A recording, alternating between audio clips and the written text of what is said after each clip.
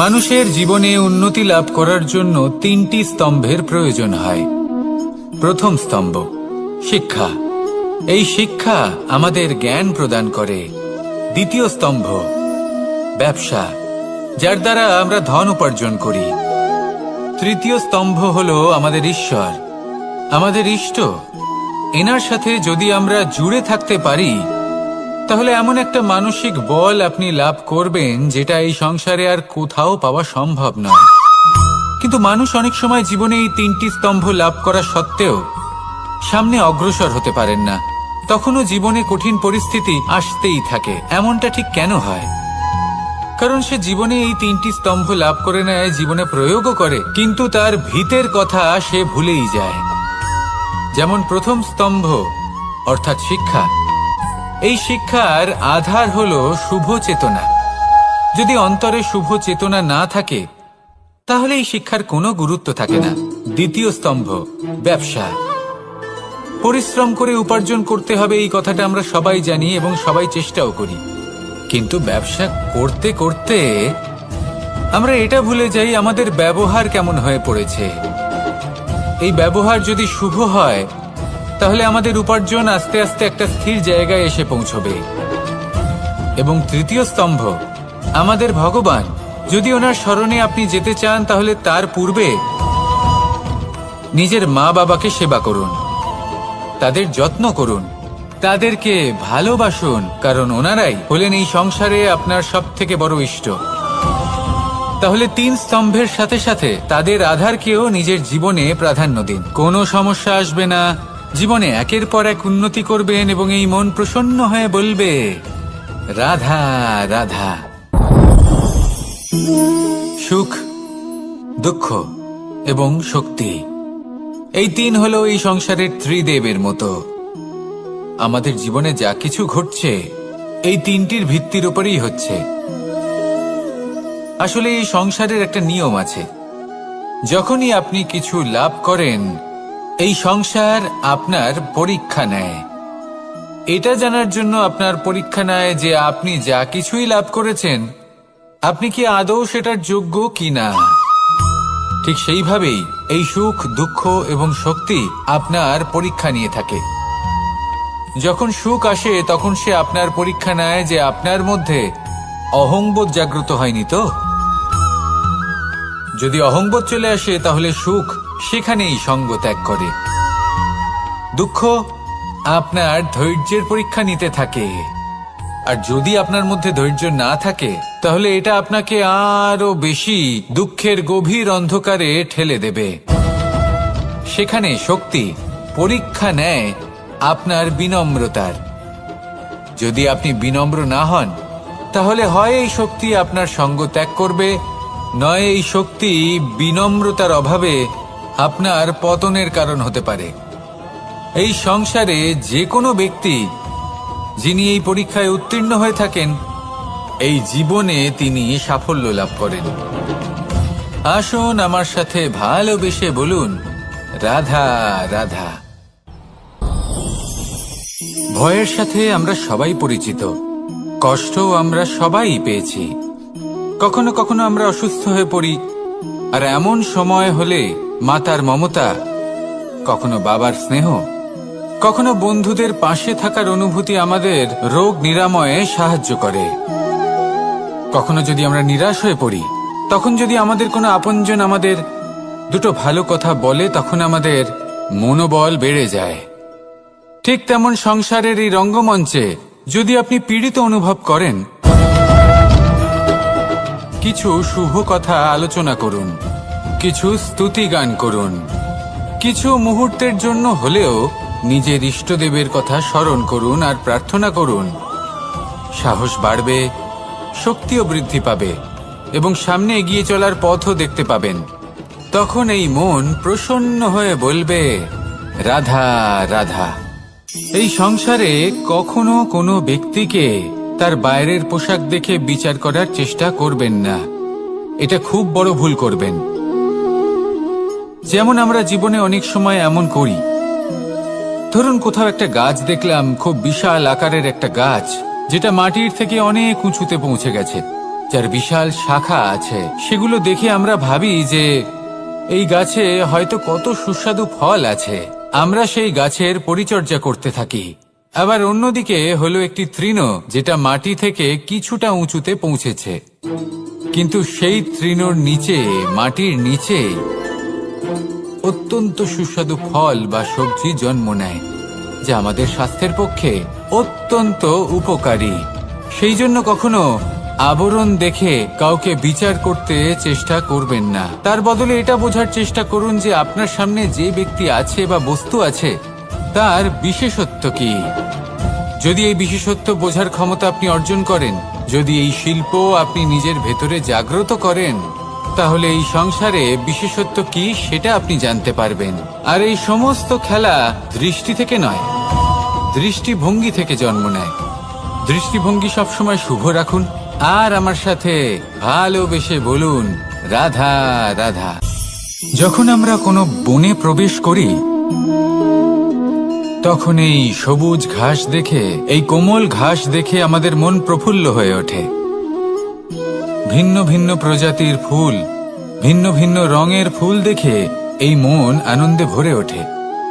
এখানে শিশুরা আনন্দ লাভ করে, বড়রা ভোজন গ্রহণ করেন, কথাবার্তা বলেন, হাঁটাহাঁটি করে বেড়ান। এবার ভেবে দেখুন, যখন এই উপবনের নির্মাণ হয়েছিল, সেই সময় যদি এই মাটিকে সঠিকভাবে খনন না করা হতো, যদি তাতে সঠিকভাবে বীজ রোপণ না করা হতো, যদি কোনো সংঘর্ষ না হতো, পরিশ্রম না করা হতো, যদি চলতে চলতে পায়ে কাঁটা না বিঁধে যেত, তাহলে এই সুন্দর বন দেখে আমরা কি এই আনন্দ লাভ করতে পারতাম? কখনোই নয়। ধরুন কোনো নদীর তটে সুন্দর একটি বন আছে, সেই বনের আনন্দ লাভ করতে গেলে আপনাকে সেই নদী পার করতেই হবে। যদি সুখের নদীর কাছে পৌঁছতে চান, তাহলে তটে যে কাঁটা রয়েছে সেগুলোর সাথে সংঘর্ষ করতেই হবে। এই সংসারে যদি আপনি সুখ লাভ করতে চান, তাহলে সুখ লাভের এই যাত্রা শুরু করতে হবে সংঘর্ষ দ্বারা। তাহলে সংঘর্ষকে স্বাগত জানান, এর পেছনেই সুখ রয়েছে যা আপনার জন্য অপেক্ষা করছে। এবার হাসুন আর আমার সাথে ভালোবেসে বলুন, রাধা রাধা। সংসারে আমাদের জীবনের সবথেকে বড় দোষ কি আপনি জানেন? কেউ বলবেন লোভ, কেউ বলবেন লালসা, কেউ বলবেন অসত্য। দেখুন, দুঃখের মূল কারণ হলো পরিশ্রম না করা। কিছু মানুষ ভাবেন যে আমি জীবনে কোনো পরিশ্রম করব না, অথচ আমি সবকিছু প্রাপ্ত করতে চাই। আর এমন এক কারণের জন্যই দূতের মতো খেলা আমাদের জীবনে প্রবেশ করার সুযোগ পায়। দূত, এই দূত আসলে কি?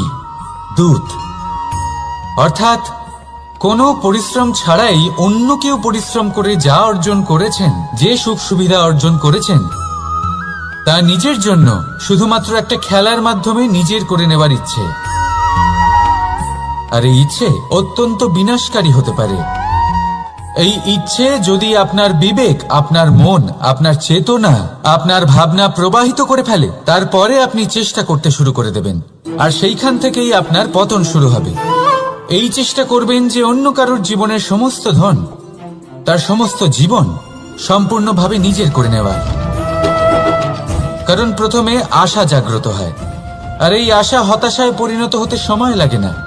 এই হতাশা কুণ্ঠায় পরিণত হতে সময় লাগে না, কুণ্ঠা লোভে পরিণত হতে সময় লাগে না, আর এই লোভ প্রতিশোধ স্পৃহাতে পরিণত হতে সময় লাগে না। আর যখন এই সব কিছু হয়, আপনি দুষ্ট হয়ে যান। আর সবাই জানেন যে প্রত্যেক দুষ্ট ব্যক্তির পতন হলো অবশ্যম্ভাবী। তাই নিজেকে দূতের থেকে দূরে রাখুন আর পরিশ্রমকে নিজের কাছে টেনে নিন। জীবনে আপনার যা যা স্বপ্ন রয়েছে, যা আপনি করতে চান, শুধুই পরিশ্রম দ্বারা অর্জন করুন। তাহলে তাই করুন, আর আমার সাথে ভালোবেসে বলুন, রাধা রাধা। জীবনে কিছু শেখা অত্যন্ত গুরুত্বপূর্ণ। এবার কি কি শিখতে হবে, সেই সব শেখানোর জন্য অনেক শিক্ষক রয়েছেন, কিন্তু কি শিখবেন না আর কি করবেন না, এটা আমাদের নিজের অভিজ্ঞতা দিয়েই শিখতে হয়।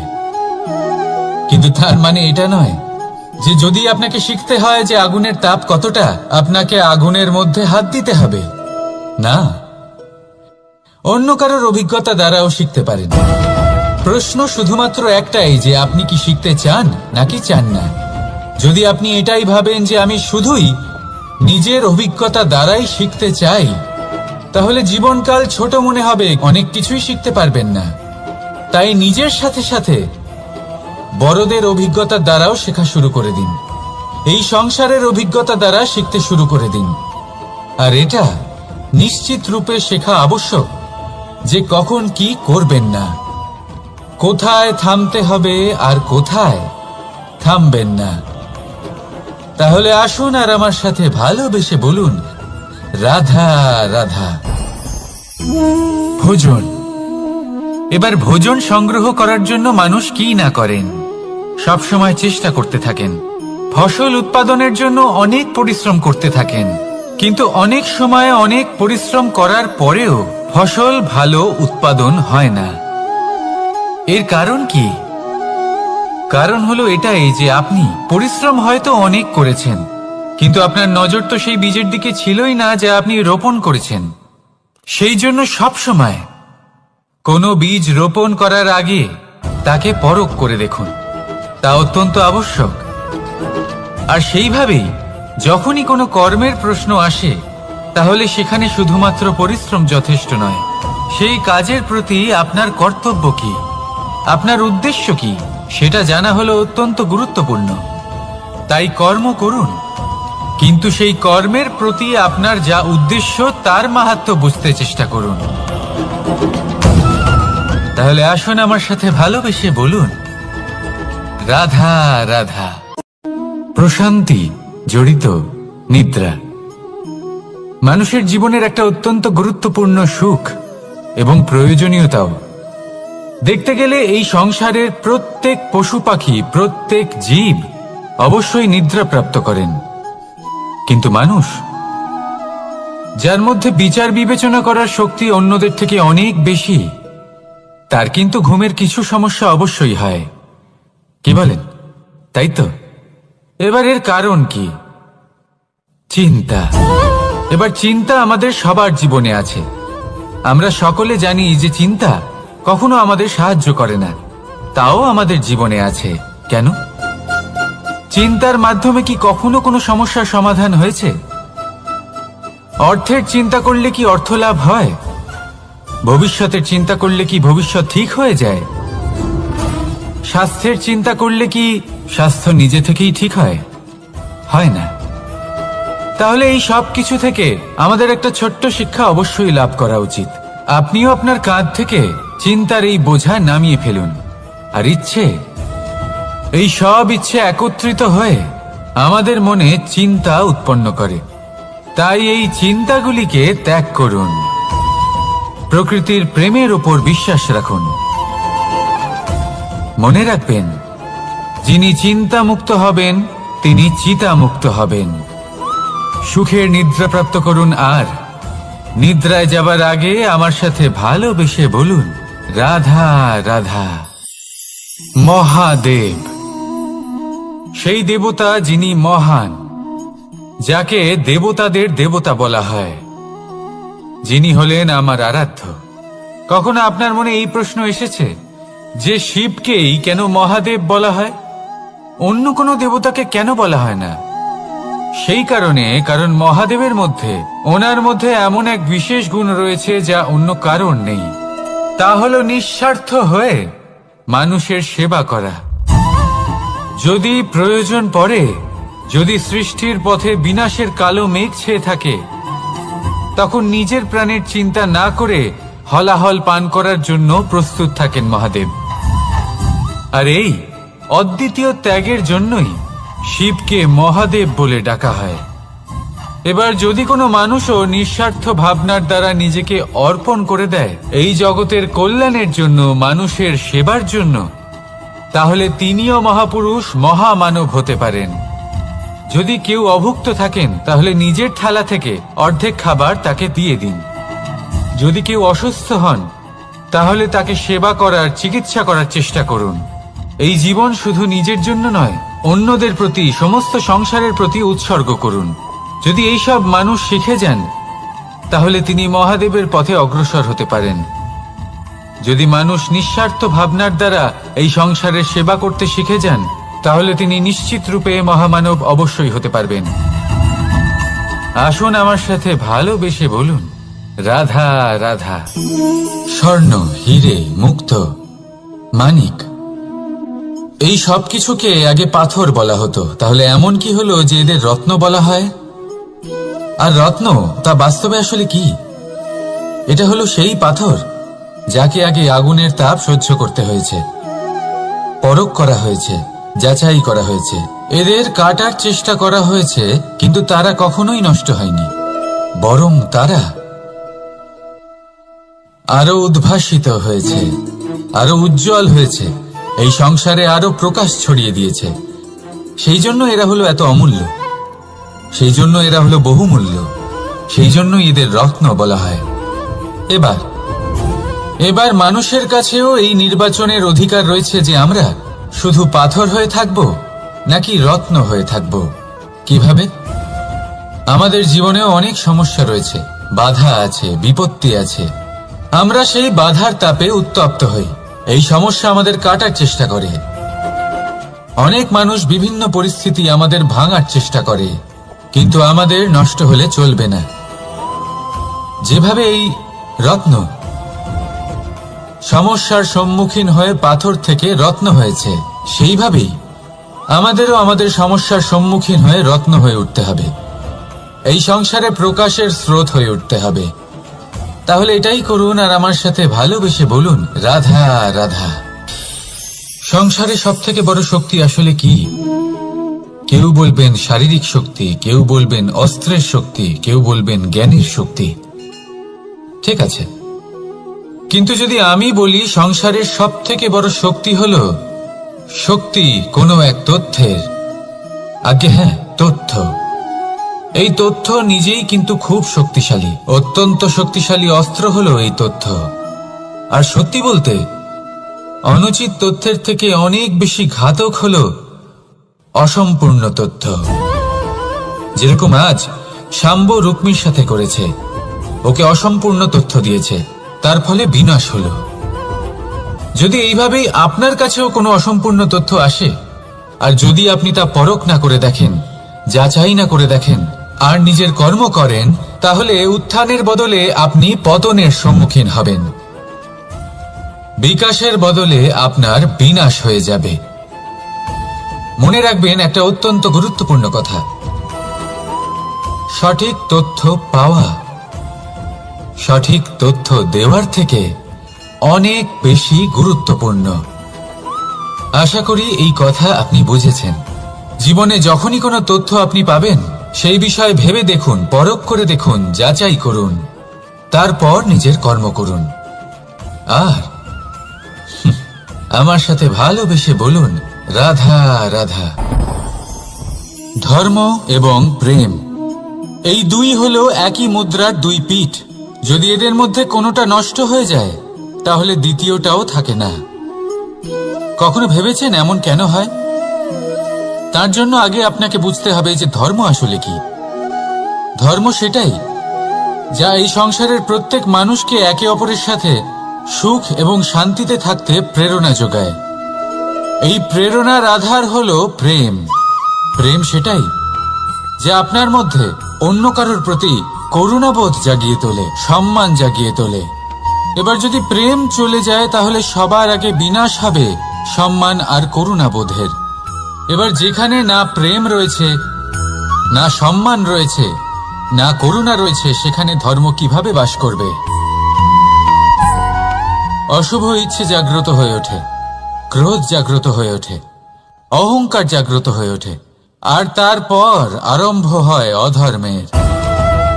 তাই যা যা ভাবনা আপনার অন্তরে প্রবেশ করছে, করতে দিন, কিন্তু যাই হোক না কেন, এই প্রেমকে নিজের থেকে দূরে যেতে দেবেন না। এই প্রেমকে চিরকাল নিজের কাছে রাখুন, নিজের হৃদয়। আর এই প্রেম ভাব নিয়ে বলুন, রাধা রাধা। এই সংসারে প্রত্যেক ব্যক্তি বড় কিছু করতে চায়, এমন কিছু যা এই সংসারে কেউ আগে কখনো করেনি। এমন জায়গায় পৌঁছতে চায় যেখানে এর আগে কেউ কখনো পৌঁছতে পারেনি। আর কেউ এতে সফলতা অর্জন করে। কিন্তু কিছু মানুষ অসফল হয় কেন? এটাই আমার প্রশ্ন। না তো তাদের ইচ্ছেতে কোনো কমতি থাকে, না কমতি থাকে তাদের চেষ্টায়। তাহলে কেন এরা পিছিয়ে পড়ে? এর উত্তর বড়ই সরল। এই সংসার। আপনাদের বলি কিভাবে। আপনারা সকলে সংসারে মহান কাজ করতে চান, সেই মান, সেই সম্মান পেতে চান যা এর আগে কেউ কখনো পায়নি। কিন্তু আপনার সমস্যা এটাও যে এই কাজে সংসার আপনার সাথে থাকছে না। বড়ই অদ্ভুত ব্যাপার। দেখুন, ভুলে যান গোটা সংসারকে। জীবনে একা একা এগিয়ে চলুন। অপেক্ষা করে আছে রাধা রাধা। কর্ম। মানুষ সর্বদা কর্ম করতে থাকে, আর এই কর্মের জন্যই সে মান, সম্মান, ধন, প্রতিষ্ঠা লাভ করে। এবার মানুষ সবসময় চেষ্টা করে যাতে সে ভালো কর্ম করে যায়। তাহলে আপনাকে বলি, শুধু ভালো কর্ম করাই আবশ্যক নয়, তার থেকে বেশি জরুরি হলো এই খারাপ কর্মকে বোঝা আর তার থেকে দূরে থাকা।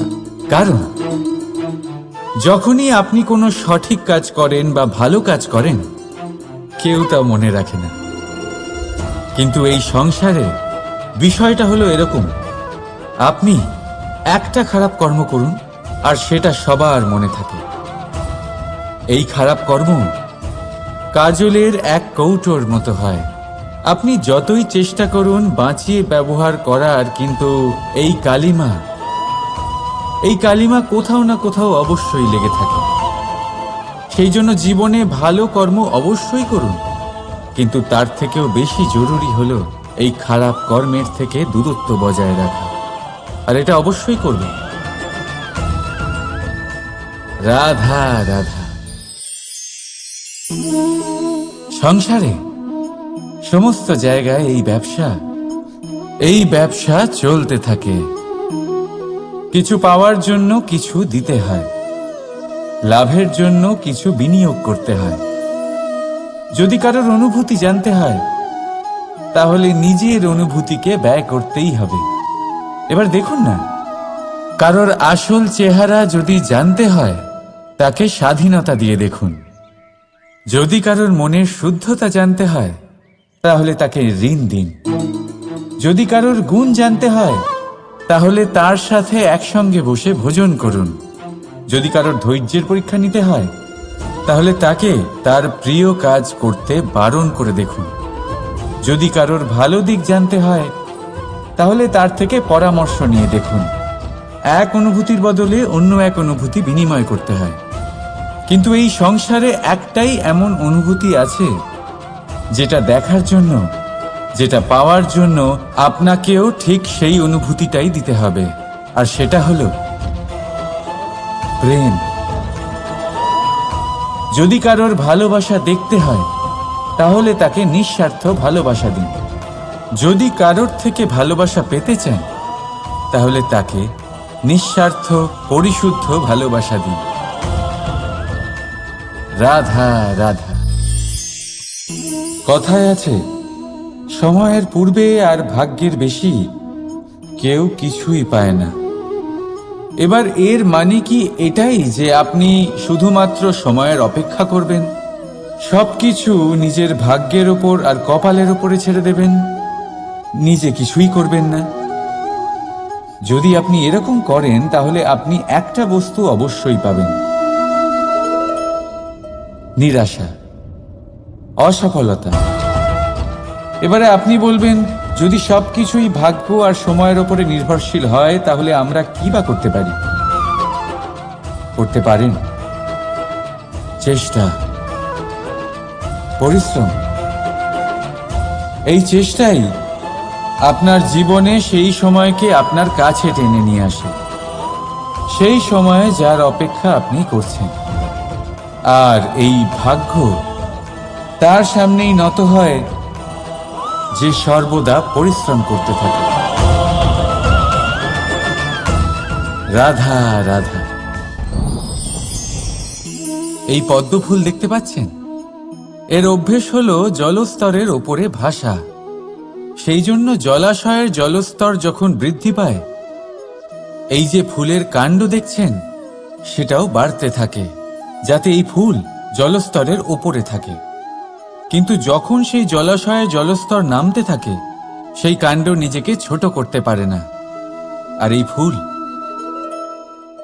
নিজের ভারে নিজেই ভেঙে পড়ে। এবার এটা আমাদের সাথেও হয়। সময়ের সাথে আমরা জীবনে যত সাফল্য পাই, আমাদের জীবনের স্তর বাড়তে থাকে। আর যখন আমাদের সংস্থান কমতে থাকে, আমরা সেই জীবন স্তর ছাড়তে পারি না, আর শেষ পর্যন্ত সেই জীবন স্তরের কারণেই ভারাক্রান্ত হয়ে শেষ হয়ে যায়। সেই জন্য যদি কিছু রাখতে হয়, তাহলে তা হলো দৃষ্টিভঙ্গি। সাধারণভাবে জীবন যাপন করতে শিখুন। সময়ের চক্রও আপনাকে মাত দিতে পারবে না। রাধা রাধা।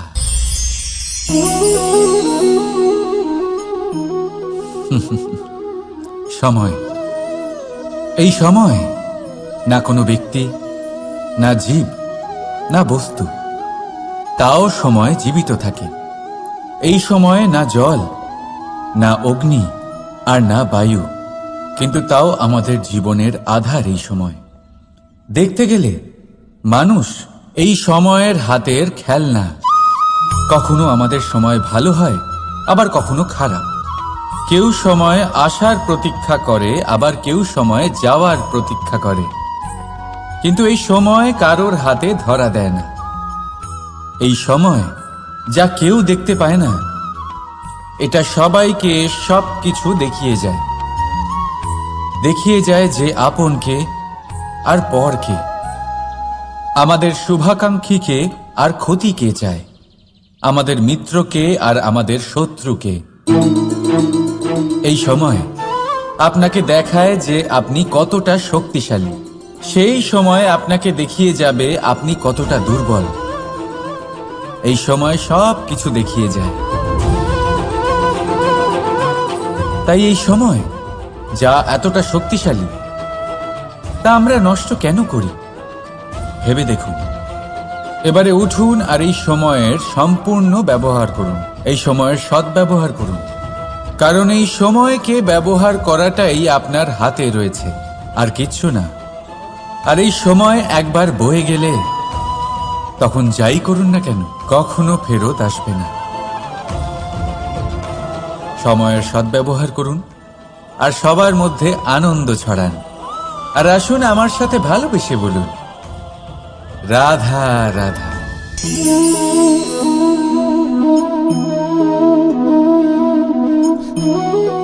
এই জল দেখতে পাচ্ছেন আপনি? এটা ঘোলা জল, এতে ময়লা মিশে আছে। কিন্তু যদি আপনি এটা কিছুক্ষণ এমনি ফেলে রাখেন, তাহলে দেখবেন এই ময়লা আপনা থেকেই নিচে থিতিয়ে পড়বে। কিন্তু এই পাত্রটা নাড়াতে থাকলে এমনটা হবে না।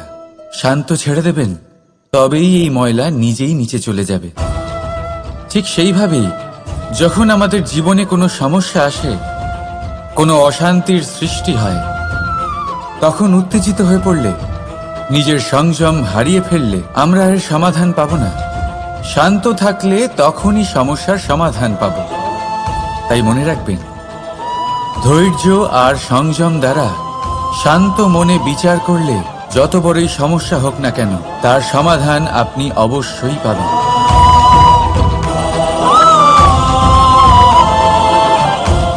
কারণ অশান্তির সমাধান শুধুমাত্র শান্তি।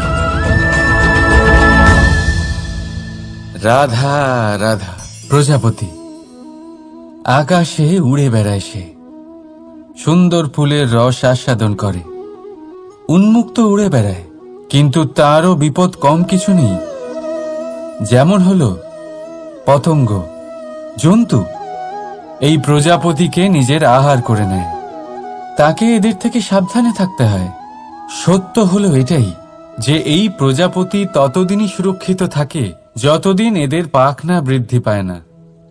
যখন এরা এদের খোলসের মধ্যে থাকে, যখন না কারো দৃষ্টি এদের ওপর পড়ে আর না কোনো শত্রু এদের আঘাত করতে পারে, কিন্তু তখন তারা বন্ধ থাকে, অবিচল নিশ্চল থাকে। এই সুন্দর সংসার দেখার জন্য, এই সুন্দর আকাশ পাওয়ার জন্য তাকে তার সুরক্ষা ক্ষেত্র থেকে বাইরে বেরিয়ে আসতেই হয়। আর এটাই জীবনের নিয়ম। মানুষের সাথেও ঠিক এরকমই হয়। যদি মানুষ বিশ্রাম আর সুরক্ষা এদের বন্ধন থেকে না বেরোয়, তাহলে সে জীবিত অবশ্যই থাকবে, কিন্তু জীবন ধারণ করতে পারবে না।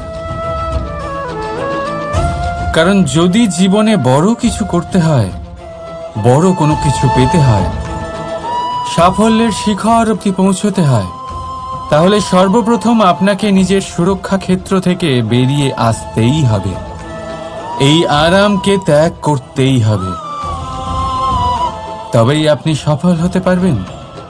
তবেই আপনি এই প্রজাপতির মতো আকাশে উড়ে বেড়াতে পারবেন। রাধা। মানুষের জীবনে উন্নতি লাভ করার জন্য তিনটি স্তম্ভের প্রয়োজন হয়। প্রথম স্তম্ভ শিক্ষা।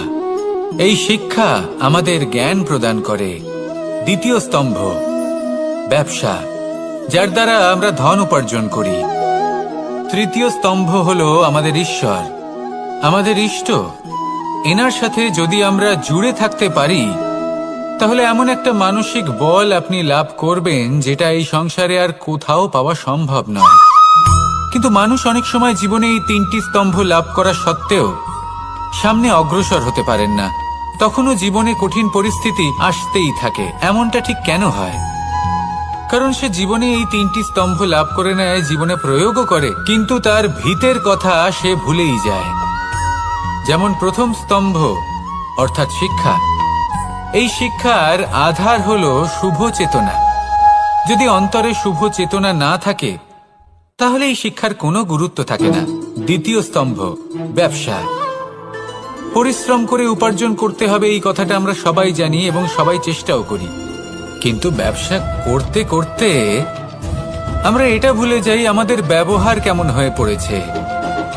এই ব্যবহার যদি শুভ হয়, তাহলে আমাদের উপার্জন আস্তে আস্তে একটা স্থির জায়গায় এসে পৌঁছবে। এবং তৃতীয় স্তম্ভ আমাদের ভগবান। যদি ওনার শরণে আপনি যেতে চান, তাহলে তার পূর্বে নিজের মা বাবাকে সেবা করুন, তাদের যত্ন করুন, তাদেরকে ভালোবাসুন, কারণ ওনারাই হলেন এই সংসারে আপনার সব থেকে বড় ইষ্ট। তাহলে তিন স্তম্ভের সাথে সাথে তাদের আধারকেও নিজের জীবনে প্রাধান্য দিন। কোনো সমস্যা আসবে না, জীবনে একের পর এক উন্নতি করবেন এবং এই মন প্রসন্ন হয়ে বলবে রাধা রাধা। সুখ, দুঃখ এবং শক্তি, এই তিন হলো এই সংসারের ত্রিদেবের মতো। আমাদের জীবনে যা কিছু ঘটছে এই তিনটির ভিত্তির উপরেই হচ্ছে। আসলে এই সংসারের একটা নিয়ম আছে। যখনই আপনি কিছু লাভ করেন, এই সংসার আপনার পরীক্ষা নেয়। এটা জানার জন্য আপনার পরীক্ষা নেয় যে আপনি যা কিছুই লাভ করেছেন, আপনি কি আদৌ সেটার যোগ্য কিনা। ঠিক সেইভাবেই এই সুখ, দুঃখ এবং শক্তি আপনার পরীক্ষা নিয়ে থাকে। যখন সুখ আসে, তখন সে আপনার পরীক্ষা নেয় যে আপনার মধ্যে অহংবোধ জাগ্রত হয়নি তো। যদি অহংবোধ চলে আসে, তাহলে সুখ সেখানেই সঙ্গ ত্যাগ করে। দুঃখ আপনার ধৈর্যের পরীক্ষা নিতে থাকে। আর যদি আপনার মধ্যে ধৈর্য না থাকে, তাহলে এটা আপনাকে আরো বেশি দুঃখের গভীর অন্ধকারে ঠেলে দেবে। সেখানে শক্তি পরীক্ষা নেয় আপনার বিনম্রতার। যদি আপনি বিনম্র না হন, তাহলে হয় এই শক্তি আপনার সঙ্গ ত্যাগ করবে, নয় এই শক্তি বিনম্রতার অভাবে আপনার পতনের কারণ হতে পারে। এই সংসারে যে কোনো ব্যক্তি যিনি এই পরীক্ষায় উত্তীর্ণ হয়ে থাকেন, এই জীবনে তিনি সাফল্য লাভ করেন। আসুন আমার সাথে ভালোবেসে বলুন, রাধা রাধা। ভয়ের সাথে আমরা সবাই পরিচিত, কষ্ট আমরা সবাই পেয়েছি। কখনো কখনো আমরা অসুস্থ হয়ে পড়ি, আর এমন সময় হলে মাতার মমতা, কখনো বাবার স্নেহ, কখনো বন্ধুদের পাশে থাকার অনুভূতি আমাদের রোগ নিরাময়ে সাহায্য করে। কখনো যদি আমরা নিরাশ হয়ে পড়ি, তখন যদি আমাদের কোনো আপনজন আমাদের দুটো ভালো কথা বলে, তখন আমাদের মনোবল বেড়ে যায়। ঠিক তেমন সংসারের এই রঙ্গমঞ্চে যদি আপনি পীড়িত অনুভব করেন, কিছু শুভ কথা আলোচনা করুন, কিছু স্তুতি গান করুন, কিছু মুহূর্তের জন্য হলেও নিজের ইষ্টদেবের কথা স্মরণ করুন আর প্রার্থনা করুন। সাহস বাড়বে, শক্তিও বৃদ্ধি পাবে এবং সামনে এগিয়ে চলার পথও দেখতে পাবেন। তখন এই মন প্রসন্ন হয়ে বলবে, রাধা রাধা। এই সংসারে কখনো কোনো ব্যক্তিকে তার বাইরের পোশাক দেখে বিচার করার চেষ্টা করবেন না, এটা খুব বড় ভুল করবেন। যেমন আমরা জীবনে অনেক সময় এমন করি, ধরুন কোথাও একটা গাছ দেখলাম, খুব বিশাল আকারের একটা গাছ, যেটা মাটির থেকে অনেক উঁচুতে পৌঁছে গেছে, যার বিশাল শাখা আছে। সেগুলো দেখে আমরা ভাবি যে এই গাছে হয়তো কত সুস্বাদু ফল আছে, আমরা সেই গাছের পরিচর্যা করতে থাকি। আবার অন্যদিকে হলো একটি তৃণ, যেটা মাটি থেকে কিছুটা উঁচুতে পৌঁছেছে, কিন্তু সেই তৃণর নিচে, মাটির নিচে অত্যন্ত সুস্বাদু ফল বা সবজি জন্ম নেয়, যা আমাদের স্বাস্থ্যের পক্ষে অত্যন্ত উপকারী। সেই জন্য কখনো আবরণ দেখে কাউকে বিচার করতে চেষ্টা করবেন না। তার বদলে এটা বোঝার চেষ্টা করুন যে আপনার সামনে যে ব্যক্তি আছে বা বস্তু আছে, তার বিশেষত্ব কি। যদি এই বিশেষত্ব বোঝার ক্ষমতা আপনি অর্জন করেন, যদি এই শিল্প আপনি নিজের ভেতরে জাগ্রত করেন, তাহলে এই সংসারে বিশেষত্ব কি সেটা আপনি জানতে পারবেন। আর এই সমস্ত খেলা দৃষ্টি থেকে নয়, দৃষ্টিভঙ্গি থেকে জন্ম নেয়। দৃষ্টিভঙ্গি সবসময় শুভ রাখুন আর আমার সাথে ভালোবেসে বলুন, রাধা রাধা। যখন আমরা কোনো বনে প্রবেশ করি, তখন এই সবুজ ঘাস দেখে, এই কোমল ঘাস দেখে আমাদের মন প্রফুল্ল হয়ে ওঠে। ভিন্ন ভিন্ন প্রজাতির ফুল, ভিন্ন ভিন্ন রঙের ফুল দেখে এই মন আনন্দে ভরে ওঠে। এখানে শিশুরা আনন্দ লাভ করে, বড়রা ভোজন গ্রহণ করেন, কথাবার্তা বলেন, হাঁটাহাঁটি করে বেড়ান। এবার ভেবে দেখুন, যখন এই উপবনের নির্মাণ হয়েছিল, সেই সময় যদি এই মাটিকে সঠিকভাবে খনন না করা হতো, যদি তাতে সঠিকভাবে বীজ রোপণ না করা হতো, যদি কোনো সংঘর্ষ না হতো, পরিশ্রম না করা হতো, যদি চলতে চলতে পায়ে কাঁটা না বিঁধে যেত, তাহলে এই সুন্দর বন দেখে আমরা কি এই আনন্দ লাভ করতে পারতাম? কখনোই নয়। ধরুন কোনো নদীর তটে সুন্দর একটি বন আছে, সেই বনের আনন্দ লাভ করতে গেলে আপনাকে সেই নদী পার করতেই হবে। যদি সুখের নদীর কাছে পৌঁছতে চান, তাহলে তটে যে কাঁটা রয়েছে সেগুলোর সাথে সংঘর্ষ করতেই হবে। এই সংসারে যদি আপনি সুখ লাভ করতে চান, তাহলে সুখ লাভের এই যাত্রা শুরু করতে হবে সংঘর্ষ দ্বারা। তাহলে সংঘর্ষকে স্বাগত জানান, এর পেছনেই সুখ রয়েছে যা আপনার জন্য অপেক্ষা করছে। এবার হাসুন আর আমার সাথে ভালোবেসে বলুন, রাধা রাধা।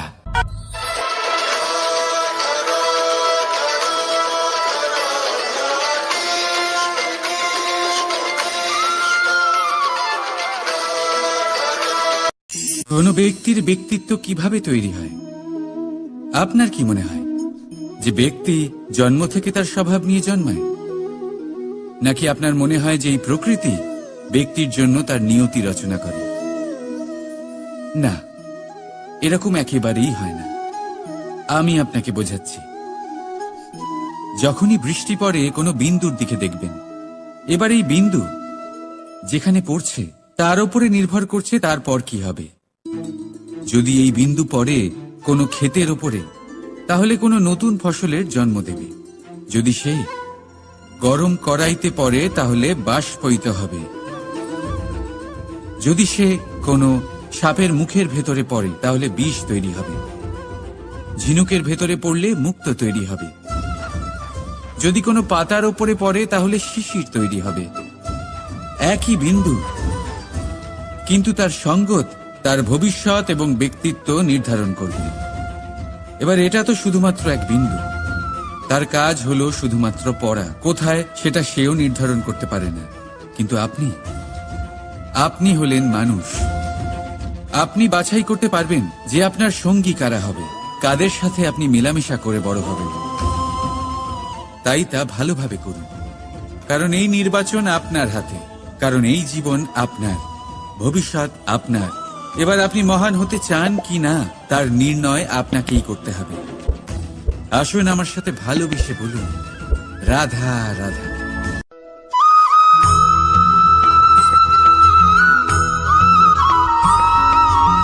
ভয়ের সাথে আমরা সবাই পরিচিত, কষ্টও আমরা সবাই পেয়েছি।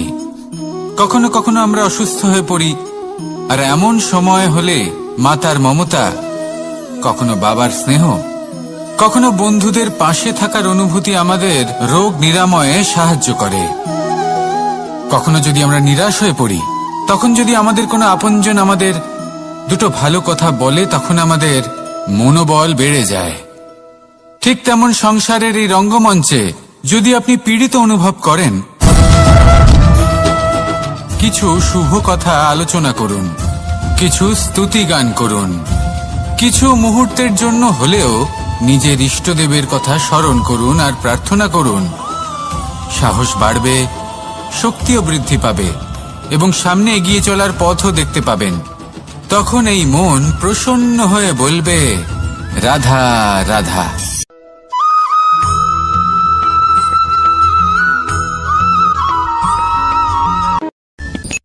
সূর্যের তাপ এতটাই প্রখর হয়, তা সমস্ত বনস্পতিকে শুষ্ক করে দেয়। পুকুর হোক, নদী হোক, সরোবর হোক, সমস্ত শুষ্ক হয়ে যায়। কিন্তু আপনি কখনো শুনেছেন সূর্যের তাপে সমুদ্র শুকিয়ে গেছে? এমন কখনোই হয় না। আর এর পেছনেই লুকিয়ে রয়েছে এক অমূল্য জীবনের শিক্ষা। সমুদ্রের মতো নিজেকে ধৈর্যশীল করে তুললে, নিজেকে সংযমী করে তুললে, সূর্যের তাপ আপনার কোনো ক্ষতি করতে পারবে না। আপনার অন্তর থেকে সেই তাপ বাষ্পায়িত হয়ে মেঘ তৈরি হয়ে সূর্যকে ঢেকে দেবে, আর তারপর হবে শুধু সাফল্যের বৃষ্টি।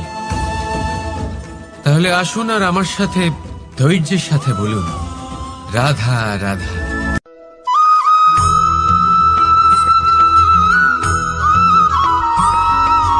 মানুষের জীবনে দুই ধরনের আবেগ থাকে যা চিরকাল তার সাথে বসবাস করে। প্রথম, স্বপ্ন। দ্বিতীয়, অজুহাত। মানুষ হাজার হাজার স্বপ্ন দেখতে পারে। আমাকে এই কাজ করতে হবে, আমাকে ওখানে ঘুরতে যেতে হবে, আমায় জীবনে এই অসম্ভব কাজ বাস্তবায়িত করে দেখাতে হবে, আদি ইত্যাদি।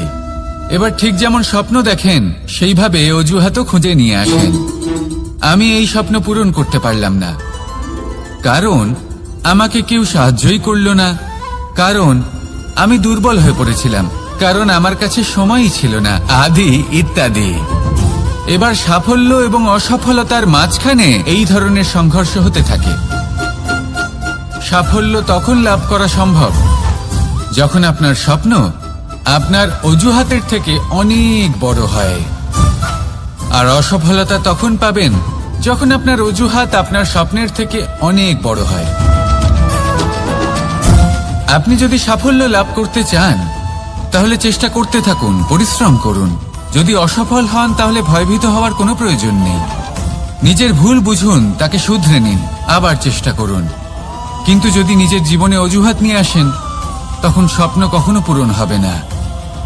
আসুন আমার সাথে ভালোবেসে বলুন, রাধা রাধা।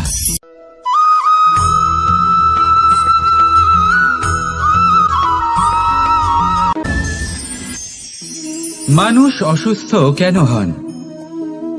শারীরিক দুর্বলতার কারণে? না, মানুষ অসুস্থ হন তার মানসিকতার কারণে, তার বিবেকের কারণে, তার কর্মের কারণে, তার ক্রোধের কারণে। আর যখন কেউ সুস্থ হন, ঠিক হয়ে যান, তার মানে এটা নয় যে শুধু ওষুধের জন্য তিনি সুস্থ হয়েছেন। না, এটা কারোর তার প্রতি প্রেমের প্রভাব, বিশ্বাসের প্রভাব, সম্বলের প্রভাব। শুধুমাত্র ওষুধ দিয়ে কিছুই হয় না। যদি মনে প্রেম থাকে, বিবেক থাকে, বিশ্বাস থাকে, সম্বল থাকে, তবেই সেই ওষুধ কাজ করতে পারে। তাই মনে রাখবেন, এই জীবন হলো অত্যন্ত ছোট। মনে প্রেম ভাব রাখুন, মিত্রতা করুন, শত্রুতা নয়। ভালোবাসুন, বিদ্বেষ নয়। আর এই ভালোবাসার সাথেই বলুন রাধা রাধা।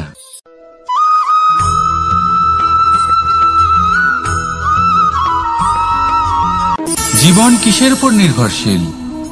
ধনের ওপর, বৈভবের ওপর, নিঃশ্বাসের ওপর? না, এই জীবন নির্ভরশীল বিশ্বাসের ওপর।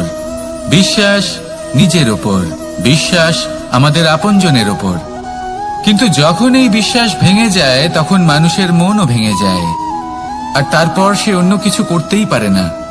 তখন কি করা যেতে পারে? 3টে কাজ আছে যা আপনি করতে পারেন।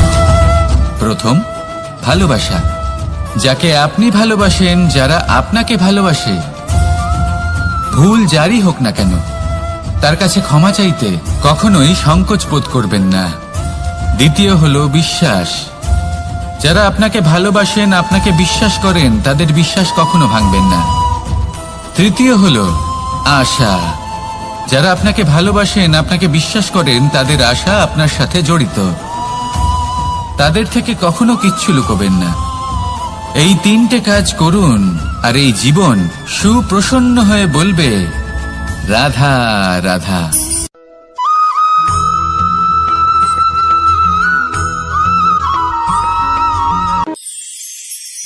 মানুষ জীবনে সব সময় চিন্তা করে, ভাবতে থাকে যে তার জীবনে কতই না সমস্যা।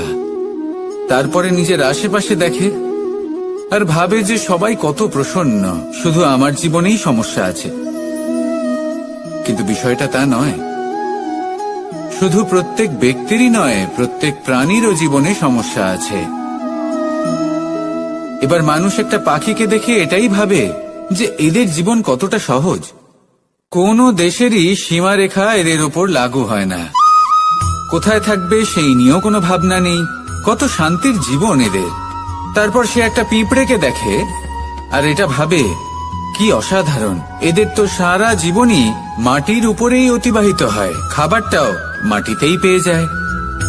কি শান্তির জীবন এদের। কিন্তু যখন কোনো ঝড় আসে, তখন সবার আগে সেই পাখির বাসাটাই ঝড়ে ভেঙে যায়। এই পাখি যে শাখাতেই গিয়ে বসে পড়ুক, তাদের উপর সবসময় সংকট থাকে যে ওপর থেকে কোনো বড় পাখি এসে তাদের উপর প্রহার না করে, তারা নিজেদের প্রাণ না হারায়। আর যদি কথা বলি পিঁপড়েকে নিয়ে, এদের উপর সবসময় সংকট থাকে যে কোনোভাবে বাতাস বা জল এদের ভাসিয়ে না নিয়ে যায়, কোনো প্রাণী ওকে পা দিয়ে পিষে না দেয়, এই পিঁপড়ে পিষ্ট হয়ে না মারা যায়। দেখুন, সমস্যা প্রত্যেকের জীবনে রয়েছে, আর এই সমস্যা আসতেই থাকবে।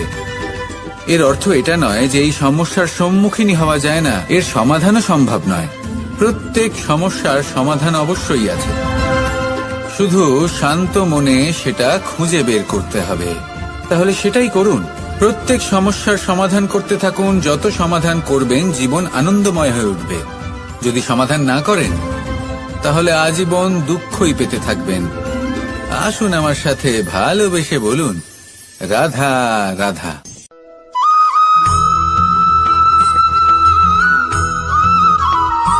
প্রেম হলো এই সংসারের সবথেকে বড় ঢাল এবং সবথেকে বড় অস্ত্র।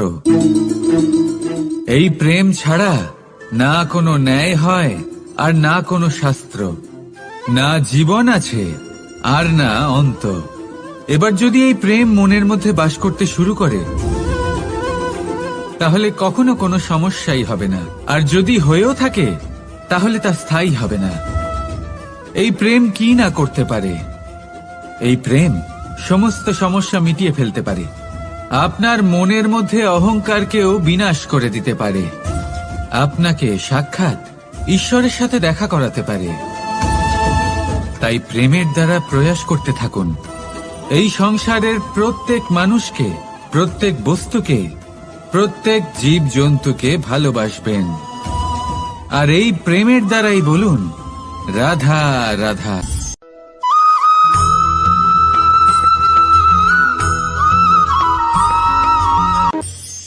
মানুষ এক অত্যন্ত বিচিত্র প্রাণী। পরিকল্পনা করে, ষড়যন্ত্র করে, প্রচেষ্টা করে, কাউকে পরাজিত করার চেষ্টাও করে। সাপকে একটা দড়ি মনে করে হাতে চেপে ধরার চেষ্টা করে, কিন্তু একটা কথা বুঝতেই পারে না, সময়ের এই সাপ, এটা হাতে চেপে ধরাই যায় না। আর আপনি যা করবেন তা আবার ফিরে আসবে আপনারই সামনে। দেখুন, এতে কিছুই যায় আসে না যে আপনি কুম্ভকারের পুত্র নাকি কৃষ্ণের পুত্র। যদি আপনি অনুচিত কর্ম করেন তাহলে আপনার সাথেও অনুচিতই হবে। অশুভ কর্ম করলে আপনার সাথেও অশুভই হবে। কুরু বংশ অত্যন্ত মহান বংশ ছিল। এই কুরু বংশ কি হলো তার সাথে? একটা গোটা বংশ বয়ে গেল, কারণ ওনাদের উদ্দেশ্য অশুভ ছিল। অন্যদিকে 5 জন বনবাসী পাণ্ডব মহাভারত বিজয়ী হলেন, কারণ তাদের উদ্দেশ্য শুভ ছিল। তাই মনে রাখবেন, শুভ অগ্নি প্রজ্বলিত করবেন, শুভ তাপ সঞ্চার হবে। অশুভ অগ্নি প্রজ্বলিত করবেন, নরকেই জ্বলতে হবে। তাহলে আসুন আর আমার সাথে ভালোবেসে বলুন রাধা রাধা।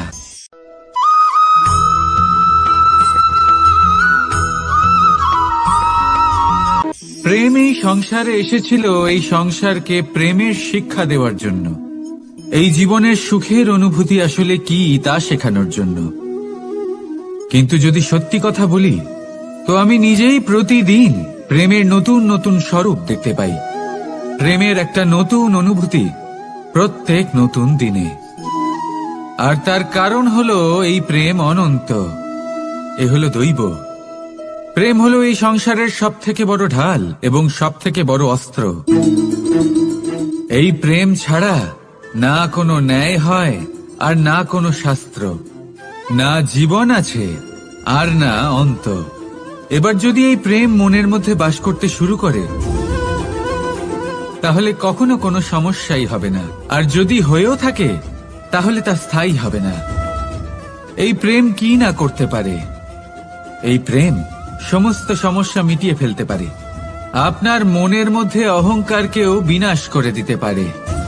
আপনাকে সাক্ষাৎ ঈশ্বরের সাথে দেখা করাতে পারে। তাই প্রেমের দ্বারা প্রয়াস করতে থাকুন। এই সংসারের প্রত্যেক মানুষকে, প্রত্যেক বস্তুকে, প্রত্যেক জীব জন্তুকে ভালোবাসবেন। আর এই প্রেমের দ্বারাই বলুন রাধা রাধা।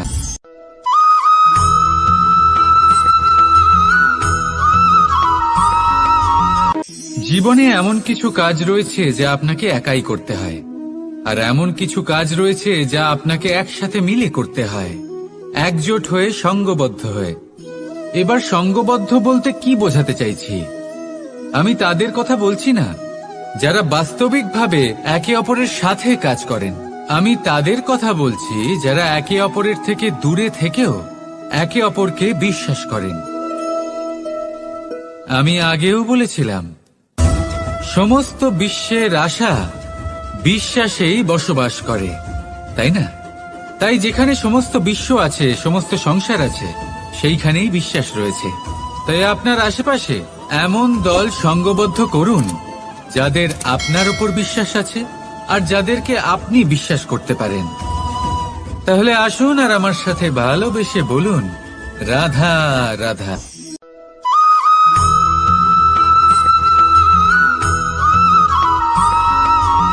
আমরা যে মানুষকে চাই, যাকে আমরা ভালোবাসি, তাকে একটা উপহার অবশ্যই দিতে চাই।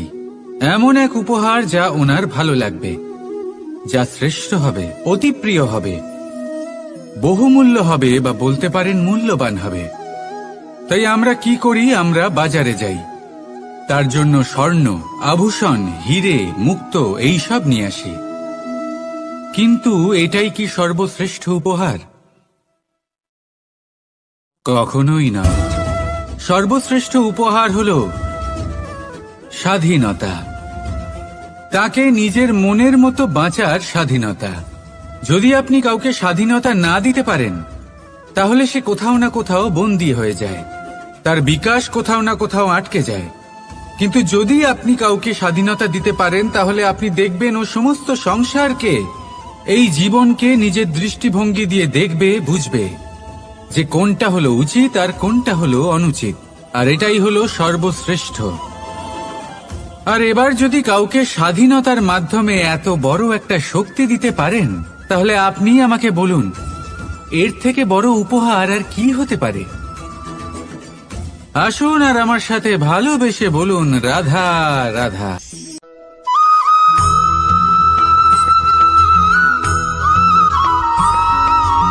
পিতা আর পুত্রের সম্পর্ক অত্যন্ত মধুর হয়ে থাকে।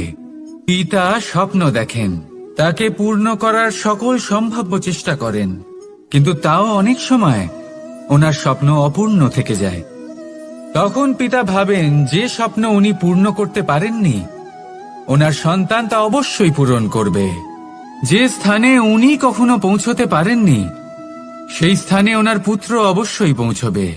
পিতা নিজের সন্তানের ভবিষ্যৎ নিয়ে সেই স্বপ্ন দেখেন, আর যখন সেই সন্তান সামনে এগোতে থাকে, তখন তার দুঃখ হয় না, বরং গর্ব হয়।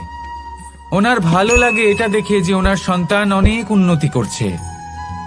কিন্তু যখন সন্তান নিজের অভিভাবকের শক্তি দেখে, তার যশ দেখে হিংসা করতে থাকে, সমস্যা সেইখানেই শুরু হয়। সেই জন্য সকল সন্তানকে এটা মনে রাখতে হবে, দেখুন, পুত্র হবার সুবাদে এক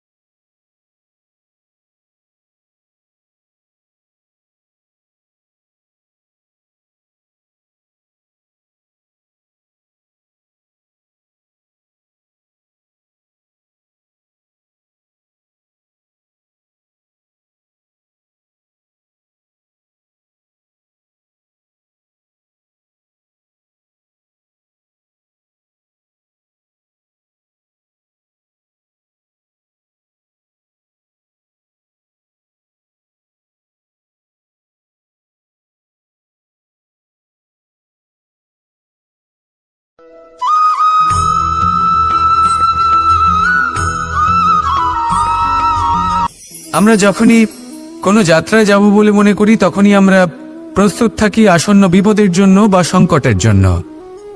যেমন যদি আমাদের মনে হয় যে আজকের পরিবেশ খুব ঠান্ডা হবে, তাহলে আমরা গরম বস্ত্র ধারণ করি বা সেটাকে সাথে নিয়ে যাই। যদি মনে হয় যে বৃষ্টি হতে পারে বা বৃষ্টি হয়ে চলেছে আমরা দেখছি, তাহলে আমরা একটা ছাতা সাথে নিয়ে নিই।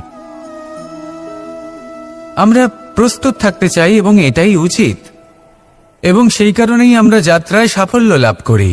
কিন্তু যদি আমরা কথা বলি জীবনযাত্রা নিয়ে, যা কিনা সব থেকে বেশি গুরুত্বপূর্ণ, তাহলে তার জন্য আমরা পূর্ণরূপে প্রস্তুত থাকি না। আশেপাশের মানুষ, এই সমাজ, আমাদের সাথী, আমাদের মিত্ররা যে কোনো মুহূর্তে বদলে যেতে পারেন। সেই জন্য আমরা নিজেদেরকে কখনো সাবধান করি না, কখনোই নিজেদের প্রস্তুত করি না। আমাদের এটা কখনোই মনে হয় না যে এরকম হতে পারে, আর সেই কারণেই শেষে গিয়ে আমরা অত্যন্ত দুঃখ পাই। একটা অমূল্য শিক্ষা আছে যেটা আমাদের লাভ করা উচিত। সতর্ক থাকা উচিত। এই জীবনযাত্রার জন্য শুধুমাত্র এই পরিবেশের বিষয়ে তথ্য সংগ্রহ করা বা তাকে অনুমান করা এটুকু হলেই চলবে না। আমাদের আশেপাশের মানুষজনকে দেখতে হবে, তাদের স্বভাব পরিস্থিতির ওপর নজর রাখতে হবে। যখন তারা রং পাল্টাচ্ছেন নজর রাখতে হবে, তা অত্যন্ত আবশ্যক। পরিবর্তন আপনার জীবনে অবশ্যম্ভাবী। সঠিকভাবে তার সম্মুখীন হন। আসুন আমার সাথে ভালোবেসে বলুন, রাধা রাধা।